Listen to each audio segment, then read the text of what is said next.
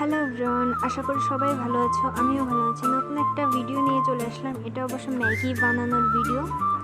তো দেখো, এটা হচ্ছে আমার অনেক আগের একটা রেসিপি। নিজে আমি এখন যেটা বানাবো, এটা কিন্তু চিকেন নুডলস করব। অবশ্য চিকেন নুডলস অন্য স্টাইলে দোকানে করে, কিন্তু আমার নিজের তৈরি করা এই স্টাইলটা খুবই পছন্দের এবং অবশ্যই একবার ট্রাই করে দেখবে। আসলেই দুর্দান্ত একটা রেসিপি। প্রথমে দেখো, আমি একটা কড়াই করে জল গরম করে নিচ্ছি। এখন এর মধ্যে নুডলসটা ছেড়ে দিলাম। এটাকে সুন্দর করে কুক করে নেব, কিন্তু বেশি সিদ্ধ করব না। এটা হালকা শক্ত শক্ত রেখে দেব। আর অবশ্যই জলটা গরম করার সময় ওটার মধ্যে 1 চামচের মতো তেল দিয়ে নেবে, তাহলে নুডলসগুলো একটার সঙ্গে আরেকটা জড়াবে না। সিদ্ধ করা হয়ে গেলে নুডলসগুলোকে ঠান্ডা জলের মধ্যে ছেড়ে দেবো, যাতে এগুলো সুন্দর ঝরঝরে হয়ে যায়। এখন এই পর্যায়ে কড়াইতে কিছুটা তেল নিয়ে নেব। এর মধ্যে হচ্ছে আমার যা যা লাগছে, চিকেন, রসুন, লঙ্কা আর একটা মতো পেঁয়াজ লাগছে। এখন আমি তেলের মধ্যে আমার চিকেনগুলো ছেড়ে দেব। সুন্দর করে এটাকে ভেজে নেব।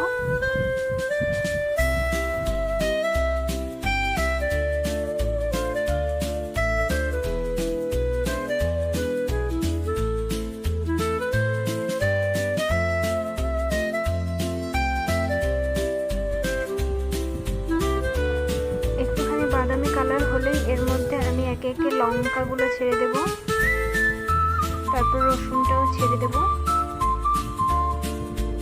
আর একটু বাদেই পেঁয়াজগুলো দেবো, কারণ পেঁয়াজগুলো বেশি কুক করবো না, ওটা সিদ্ধই করে ফেলবো। তো এই সব কিছুকে সুন্দর করে একটু নুন দিয়ে ভেজে নেব।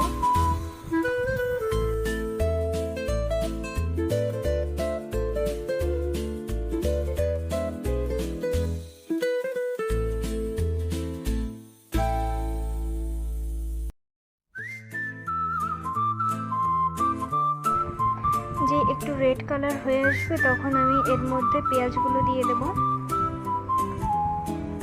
কারণ আমার মাংসগুলো অলরেডি হয়ে গেছে। এখন শুধু এর মধ্যে পেঁয়াজটা একটু ভেজে নেব, তাই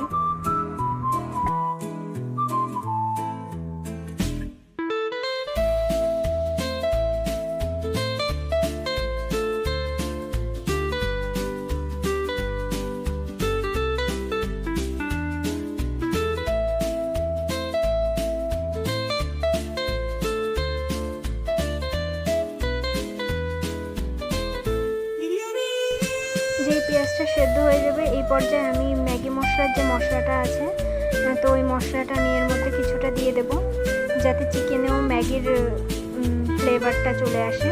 এর জন্য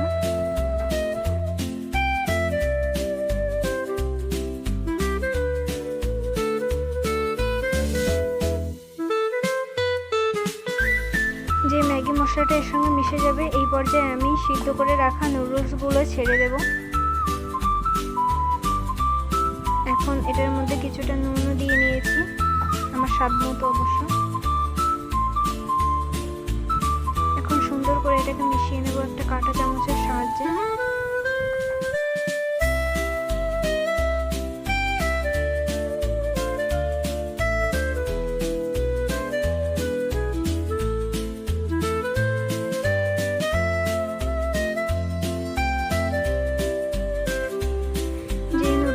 হয়ে যাবে, ওই পর্যায়ে আমি ম্যাগি মশলাটা দিয়ে দেবো পুরোটাই,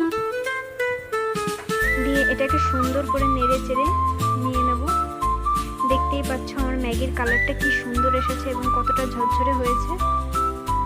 এখন এই পর্যায়ে আমি এটাকে নামিয়ে নেব। দেখো, শুধু একটুখানি দেখো আমার চিকেন নুডলসের কালার এবং এটা কতটা ঝরঝরে হয়েছে। সো সবাইকে টাটা।